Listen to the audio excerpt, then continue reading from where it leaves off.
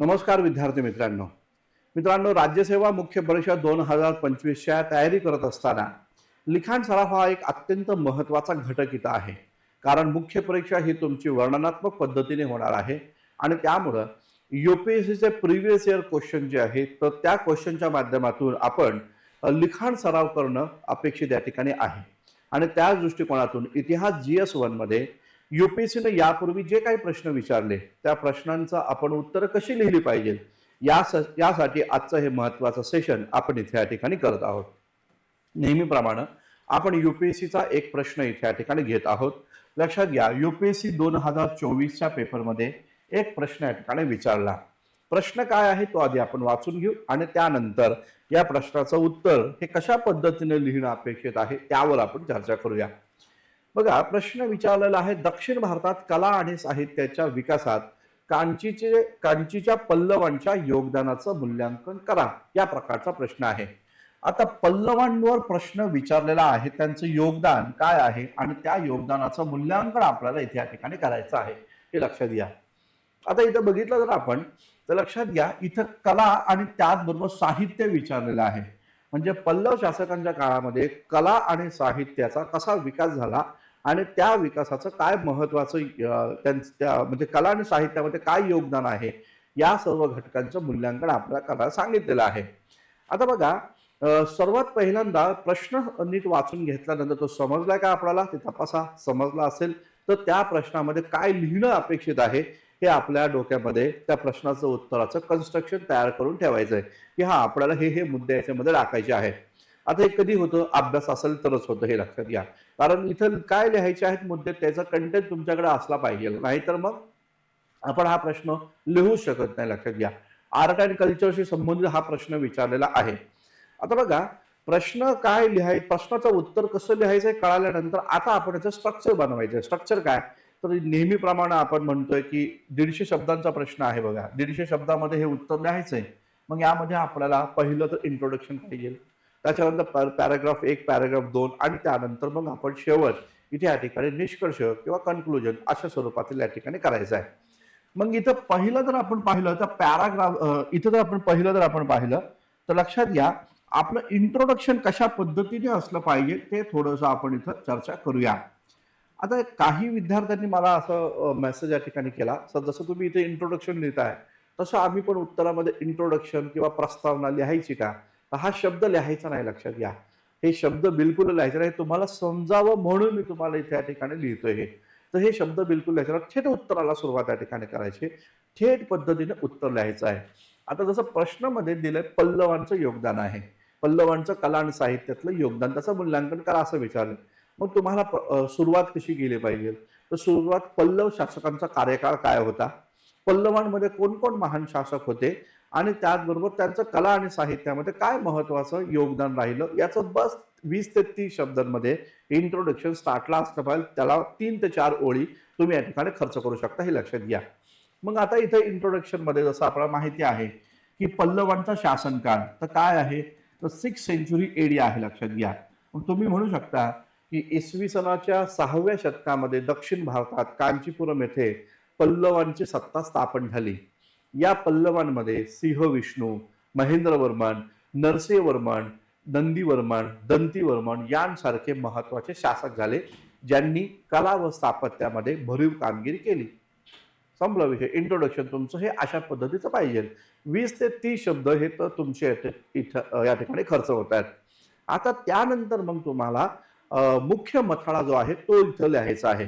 मग यामध्ये पॅराग्राफ 1 आणि पॅराग्राफ 2 या पद्धतीचा आहे. आता बघा, जनरली तुम्ही कांचीचे जे काही पल्लव आहेत त्यांच्या सर्व शासन काळामध्ये काय काय झालं ते तुम्ही कला व स्थापत्यामध्ये काय काय झालं ते थेट पद्धतीने लिहू शकता 2 पॅराग्राफ करून.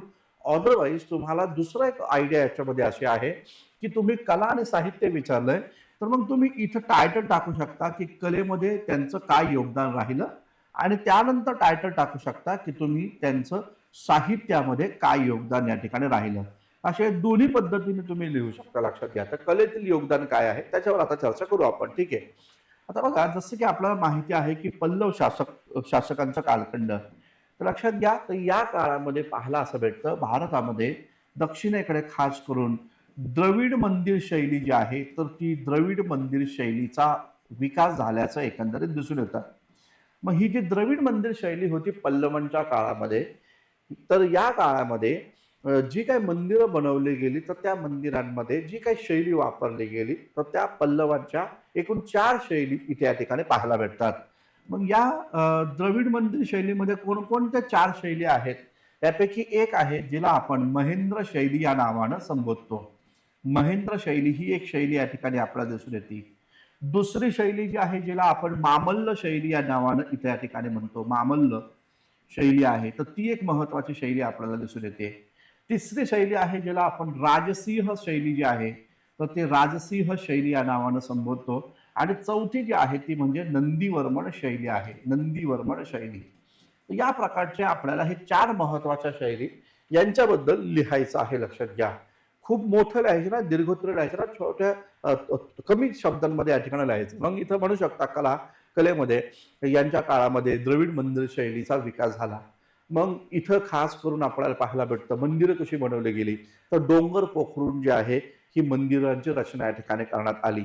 मग महेंद्र शैली, मामल्ल शैलीमध्ये आपण म्हणू शकतो की महाबलीपुरम, ज्याला आपण मामल्लपुरम असं म्हटलं जातं, तर त्या मामल्लपुरम मध्ये एकूण 8 मंदिरांची रचना करण्यात आली रथाच्या स्वरूपामध्ये. मग इथं पांडव रथ पण आपल्याला या ठिकाणी पाहायला भेटतात. तर ते मामल्ल शैली आहे. मग नरसिंह शैलीमध्ये आणखीन काय झालं, त्याचबरोबर नंदीवर्मनच्या काळामध्ये आणखीन काय झालं, तर नंदीवर्मनच्या काळामध्ये आपल्याला माहिती आहे वैकुंठ पेरुमल नावाचं एक मंदिर इथे या ठिकाणी बनवण्यात आल्याचं एकंदरीत दिसून येतं. तर अशा पद्धतीचं मुक्तेश्वर मंदिर आहे, वैकुंठ पेरुमल मंदिर आहे, ते नंदीवर्मन शैलीच्या माध्यमातून बनवण्यात आले. छोटी छोटी मंदिरं बनवली गेली.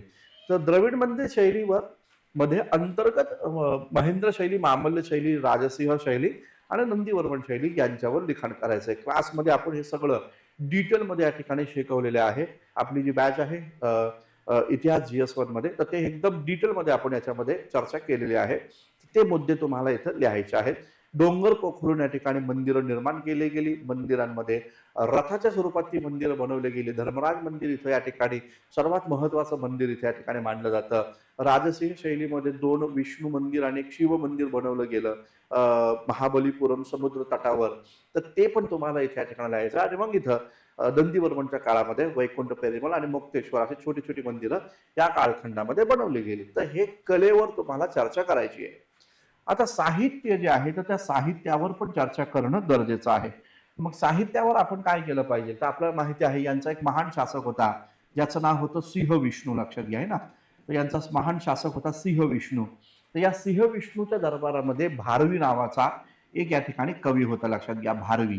मग भारवी बद्दल लिहा ना. भारवीने काय लिहिलं, तर भारवीनं किरातार्जुन हा एक अत्यंत महत्वाचा ग्रंथ या ठिकाणी लिहिला, किरातार्जुन. तर या पद्धतीचा हा महत्वाचा ग्रंथ इथे या ठिकाणी पाहायला भेटतोय ना, किरातार्जुन, ते लक्षात घ्या. महाभारतामध्ये अर्जुनाचं श्रेष्ठत्व काय आहे ते त्याच्यामध्ये त्यांनी या ठिकाणी मांडल्याचं एकंदरीत दिसून येतं. याचबरोबर महेंद्रवर्मन नावाचा एक शासक होता बघा, महेंद्रवर्मन आहे ना. आपल्याला ज्यांच्याकडे बॅच आहे आपली, ज्यांनी शिकले माझ्याकडनं, तर आता माहिती आहे महेंद्रवर्मन मत्तविलास प्रहसन नावाचा एक अत्यंत महत्वाचा ग्रंथ तो इथे या ठिकाणी लिहिताना एकंदरीत दिसून येतो. याचबरोबर याचबरोबर पाहायला भेटतं भवद कुज्जलम या नावाचा दुसरा एक कुज्जलम या नावाचा एक दुसरा एक ग्रंथ हा या ठिकाणी येतो. तर खास करून मत्तविलास प्रहसन हे एक अत्यंत महत्वाचं या ठिकाणी आहे. मग महेंद्रवर्मन बद्दल तुम्ही म्हणा की हा एक कलेचा भोक्ता होता, साहित्यामध्ये देखील निपुण होता, विद्वान होता. त्यानं या प्रकारचे मत्तविलास प्रहसन नावाचा आणि भवद कुज्जीवम या नावाचा ग्रंथ जे आहे ते या ग्रंथांची रचना यांनी या ठिकाणी केली. याचबरोबर तुम्ही इथं म्हणू शकता, त्यानंतर लक्षात घ्या पाहायला असं भेटतं नंदीवर्मन नावाचा शासक होता. तर त्या नंदीवर्मनच्या काळामध्ये इथे समोर लिहितो, नंदीवर्मनच्या काळामध्ये दंडी नावाचा एक महान इथे या ठिकाणी नाटककार इथे या ठिकाणी होता. मग त्या दंडीनं काय लिहिलं, तर दंडीनं दशराज चरित्र जे आहे, दशकुमार चरित्र जे आहे, तर त्या दशकुमार चरित्राची निर्मिती इथे या ठिकाणी यानं केल्याचं एकंदरीत दिसून येतं. पेरुनेंदवरम या नावाचा एक तमिळ कवी इथे या ठिकाणी होता. पेरुंद पेरुंदेवर पेरुंदेवर या नावाचा एक या ठिकाणी तमिळ कवी यांच्या दरबारामध्ये या ठिकाणी पाहायला भेटतो. तर पेरुंदेवरनं काय लिहिलं, तर त्याच्यामध्ये भारतम जो आहे, भारतम यासारख्या ग्रंथाची रचना किंवा भारत वेण्णमा वेण्णवा या प्रकारचा जो ग्रंथ आहे तो यांनी या ठिकाणी लिहिला पेरुंदेवरनी. तर या प्रकारचे असे मुद्दे जे आहेत हे तुम्हाला साहित्याच्या दृष्टिकोनातून पण लिहिणं या ठिकाणी गरजेचं आहे. तर याच्यासाठी लक्षात घ्या तुम्हाला काय लागणार आहे तर ते कंटेनच तुम्हाला तुमच्याकडे असणं गरजेचं आहे. कारण इतकं सहजरित्या तुम्हाला लिहिता आलं पाहिजे आणि ते कधी तुम्हाला लिहिता येईल जेव्हा तुमचं आर्ट अँड कल्चरवर कमांड आहे, प्राचीन आणि मध्ययुगीन भारताच्या इतिहासावर कमांड आहे, तेव्हाच तुम्हाला या ठिकाणी लिहिता येईल. जनरली मॉडर्न इंडियात तुम्ही सगळे लोक व्यवस्थित करता, परंतु आर्ट अँड कल्चर आणि भक्ती चळवळ जो काही महत्वाचा टॉपिक नव्यानं नव्या अभ्यासक्रमामध्ये ऍड झालेला आहे तर तो थोडासा अभ्यासणं गरजेचं राहील. ठीक आहे ना. तर त्याला लाईटली घेऊ नका. कारण बघा हिस्ट्री GS1 जो आहे आपल्या अभ्यासक्रमाची सुरुवातच इतिहास या विषयापासून झाली आणि त्यामुळे याला तुम्हाला ऑप्शन ठेवता येणार नाहीये. 70 ते 80 मार्क GS1 मध्ये हा विषय या ठिकाणी तुम्हाला मिळवून देऊ शकतो. लक्षात घ्या 70 ते 80 मार्कांचा इतिहास आहे आणि त्यामुळे यावर तुम्हाला थोडंसं कामच करावं लागेल. कारण की 2 प्रश्न आर्ट अँड कल्चरवर आणि एखादा प्रश्न तुम्हाला मिडिवलवर विचारला जाणार आहे. लक्षात घ्या. त्यामुळे हे 30 ते 40 प्रश्नांची तयारी एन्शंट मिडिवल आणि त्याचबरोबर भक्ती चळवळ आणि इथं आर्ट अँड कल्चरवर प्रश्न आहेत तसे तर ते व्यवस्थितच करावे लागणार आहे. ठीक आहे. तर अशा पद्धतीने हा प्रश्न या ठिकाणी तुम्ही सॉल्व्ह करू शकता. लक्षात घ्या. बघा लक्षात घ्या काही महत्वाच्या बॅचेस आहेत आपल्या ऍप्लिकेशनवर त्या सुरू झालेल्या आहेत. तर जे कोण विद्यार्थी इंटरेस्टेड आहेत त्यांनी त्या बॅच जरूर जॉईन करा. इतिहास ऑप्शनल जर कोणाला घ्यायचा असेल तर हिस्ट्री ऑप्शनलचा कट टू कट सिलेबस आपण कंप्लीट केलेली एक महत्वाची बॅच आहे याच्यामध्ये. त्याचबरोबर इतिहास GS जे आहे इतिहास GS ची पण महत्वाची बॅच आपली या ठिकाणी आहे आपल्या ऍप्लिकेशन मध्ये. दोन्ही बॅच मध्ये EMI सुविधा आपण उपलब्ध करून दिलेली आहे आणि सर्वांनी जॉईन करावी अशी एक महत्वाची बॅच राज्यसेवा पूर्व परीक्षा 2025 साठी. त्याच्यामध्ये आर्ट अँड कल्चर भक्ती चळवळ संस्कृती साहित्य या सर्वच घटकांवर पूर्व परीक्षेच्या दृष्टिकोनातून आपण महत्वाचं सेशन या ठिकाणी घेत आहोत. तर ही पण बॅच आहे राज्यसेवा पूर्व परीक्षेची आणि त्याचबरोबर मुख्य परीक्षेसाठी इतिहास GS ज्यांचं ऑप्शनल हिस्ट्री नाहीये त्यांनी इतिहास GS ची बॅच जॉईन करा. ज्यांना हिस्ट्री ऑप्शनल करायचं आहे त्यांनी देखील इथे या ठिकाणी हिस्ट्री ऑप्शनलची बॅच पहा तपासा आणि त्यानंतर जॉईन करून घ्या. तर ठीक आहे मित्रांनो थांबूया भेटूया उद्याच्या सत्रामध्ये एक नव्या प्रश्नासाठी. धन्यवाद. Thank you very much.